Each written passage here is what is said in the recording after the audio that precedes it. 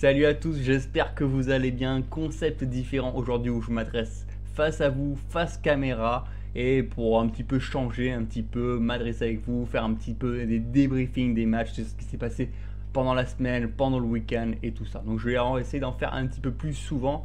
Ça va m'éviter une grosse charge de travail parce que les montages vidéo c'est quand même quelque chose d'assez conséquent. Je vous promets, ça va revenir petit à petit, mais aujourd'hui j'ai besoin d'une petite pause. C'est pour ça qu'aujourd'hui j'ai besoin de m'adresser à vous face caméra tranquillement. Donc on va revenir sur ce qui s'est passé aujourd'hui, donc la cérémonie du Ballon d'Or. Je me devais de faire un débriefing suite à ma vidéo sur le classement Ballon d'Or que je vous ai faite il y a un mois. Et comme vous avez pu le voir, comme vous avez pu le constater, Lionel Messi a donc remporté son 6e Ballon d'Or. C'est tout à fait logique, on ne peut pas contester ce choix. Lionel Messi, l'un des meilleurs joueurs du monde depuis 10 années aujourd'hui. C'est lui qui mérite clairement cette année encore le Ballon d'Or. Même si je sais que lors de ma dernière vidéo, j'avais mis Van Dijk en numéro 1 parce que je voulais vraiment récompenser un défenseur et pas forcément toujours les mêmes. Voilà, mon propre avis. Donc on va revenir sur cette cérémonie. Tout au long de la journée, France Football a donc annoncé minute après minute le classement de la 28e à la 10e place et les 10 derniers noms ont donc été annoncés pendant la cérémonie. Donc le fait que France Football balance les noms de cette façon-là, eh ben c'est pas une bonne idée. Au-delà de la 15e place, on s'en fout. Même au-delà de la 10e place, on s'en fout complètement de la position de ton joueur. C'est pas important de savoir que Marquinhos, Van de Beek sont derniers et que Koulibaly a une meilleure position que Benzema ou des choses comme ça. C'est pas important. En fait, on s'en fout. Parce que de toute façon, on ne peut pas comparer un défenseur à un attaquant. Ça, c'est toujours le même problème.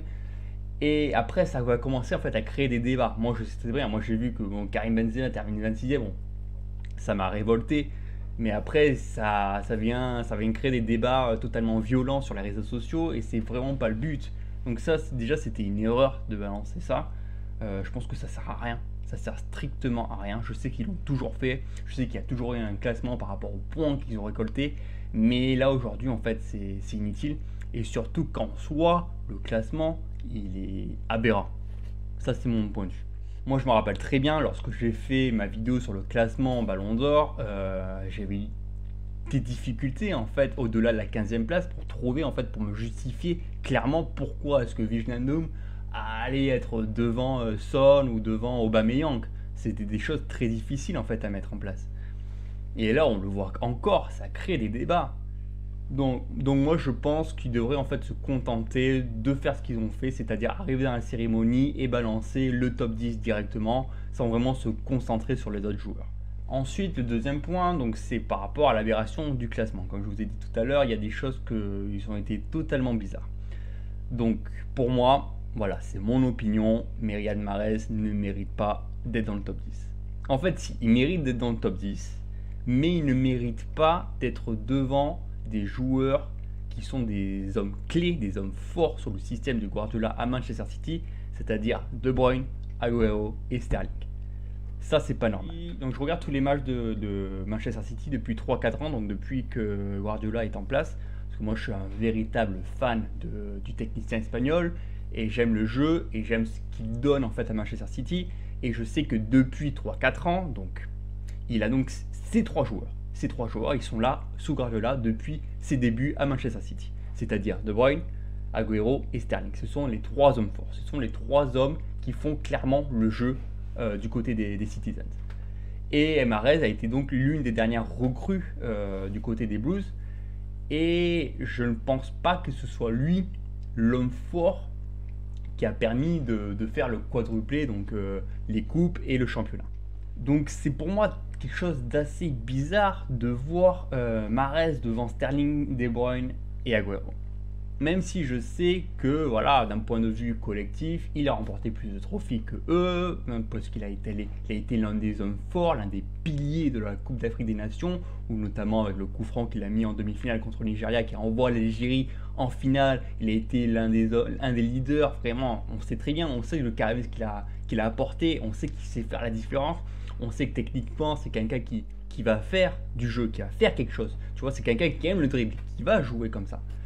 Et même, je sais qu'au début, lorsqu'il est arrivé à Manchester City, il avait du mal un petit peu à s'adapter du jeu Guardiola. Parce que Guardiola, c'est quand même un jeu, une touche de balle, un jeu rapide vers l'avant, pas forcément des dribbles, pas forcément de la percussion, mais plus de jeu en une touche de balle, un jeu de passe.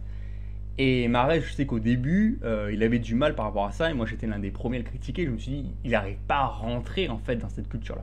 Là, depuis le début de la saison, donc en septembre, il a fait un mois exceptionnel, Mahrez. Un mois exceptionnel. Ça a été l'homme fort de première ligne, l'homme fort de Manchester City. Clairement, ça a été le meilleur. Un des exemples, voilà, c'est un des exemples que je peux citer parce que Manchester City, c'est l'équipe que je regarde le plus avec l'Olympique Lyonnais. Et donc c'est une des équipes que je peux facilement analyser. Et là, c'est quelque chose que je ne comprends pas. Donc balancez-moi dans les commentaires si vous êtes d'accord avec moi ou pas. Évitez les insultes. Ok, on est là, tranquille, hein, on s'en avra plus tard. Ok. Donc Firmino, donc, comme attendu, ils l'ont complètement dégagé du top 15. Bravo France Football.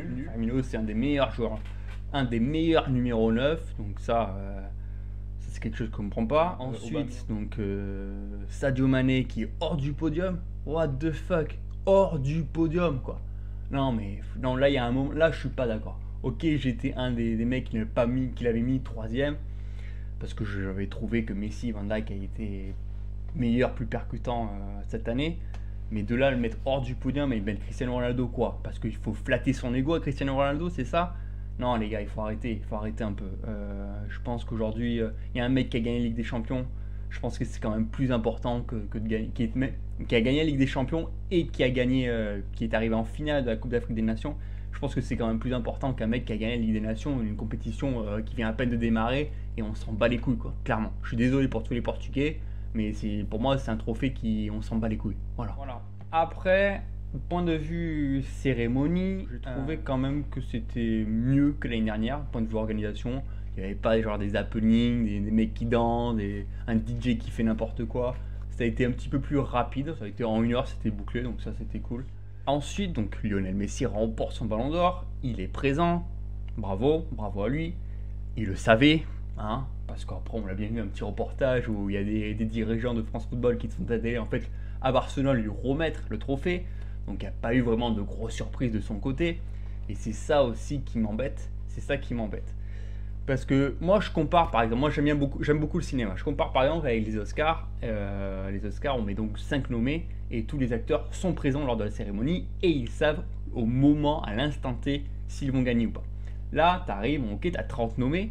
Pourquoi est-ce que tu raccourcis pas une liste de 5 nommés?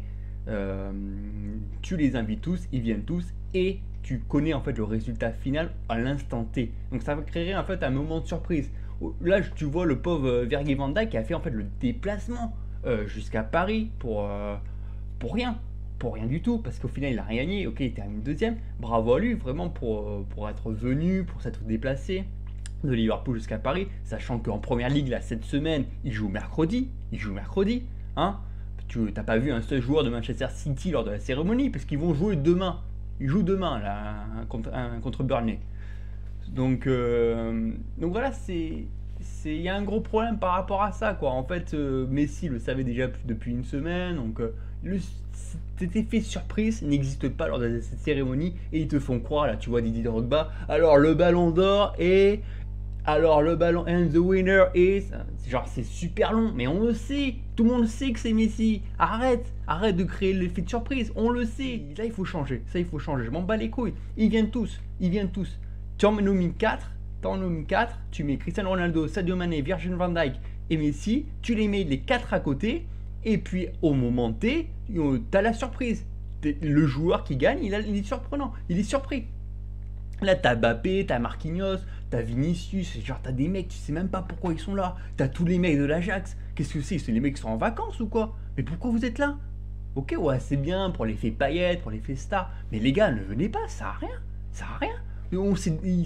Lionel Messi, c'est déjà que c'est lui qui va gagner. Ne venez pas, les gars. Non, mais sérieux, vous faites pas chier. Ou alors, je sais pas, vous avez reçu un chèque, il y a un buffet gratos, j'en sais rien, moi. Mais non, mais les gars, ne venez pas. Voilà, il y a encore, pour moi, il y a encore ça à ignorer. Je sais que choisir une autre date, je sais qu'il y a des matchs cette semaine, il y a des matchs de foot, donc forcément, les clubs ne veulent pas forcément prendre le risque d'envoyer leurs joueurs à l'étranger et tout ça. en première ligue notamment, je sais que ça joue, en Ligue 1 ça se joue également. Mais je sais pas, dans ce cas-là, tu changes la date, tu fais juste avant Noël ou des trucs comme ça, ou je sais pas, améliorer un petit peu par rapport à ça, parce qu'en fait la surprise n'existe pas, et c'est quelque chose qui m'énerve. Donc voilà, je sais pas, hein, c'était une sorte de coup de gueule un petit peu vers la fin. N'hésitez pas à me donner votre avis dans les commentaires. Moi j'écoute tout le monde. N'hésitez pas, calmez-vous un petit peu, hein, les gars. Les gars, on se calme, hein, on se calme. Hein. Oh, on arrive en 2020, on va se calmer. Hein. N'hésitez pas donc à liker la vidéo si vous l'avez aimé, à vous la partager, à vous abonner à ma chaîne si ce n'est pas encore fait. Merci à tous d'ailleurs, à tous les gens qui sont abonnés là depuis un mois. J'en ai récolté 4000 abonnés en un mois. Alors que j'ai rien fait, j'ai pas du tout travaillé, hein, je vous le dis clairement. Pour le futur de la chaîne, donc là je suis en train de travailler sur la nouvelle série en route vers l'Euro. Donc je vais vous présenter individuellement chaque équipe, comment ils se sont qualifiés, les joueurs, les forces en présence, les faiblesses, le style de jeu. Donc ça va être là, c'est du gros travail de montage, je vous le cache pas. J'ai déjà bien commencé avec quelques équipes, j'ai déjà mon template déjà bien fourni. Donc là je suis assez content. Ça va sortir en début janvier 2020. Et puis après, petit à petit, on peut reprendre. On va essayer de reprendre aussi les vidéos là, comme ça, des briefings. Et puis on va se mettre bien tous ensemble. Donc abonnez-vous et moi je vous dis à bientôt. Ciao.